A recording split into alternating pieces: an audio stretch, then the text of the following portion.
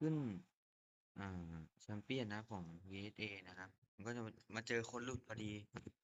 ก็จะมาดูกันว่าเปิดแพ็คได้อะไรบ้างนะครับวันนี้ก็ขอเล่นก่อนนะอ่าจบแล้วไปครับ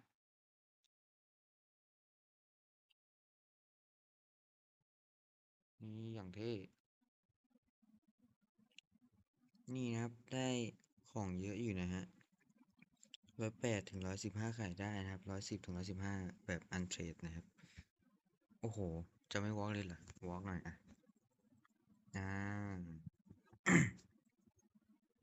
เดนมาร์กทีเคฮะใครอ่ะอ๋อทำไมขึ้นแล้วตัวใครได้อ่ะโอ้โอ้ไป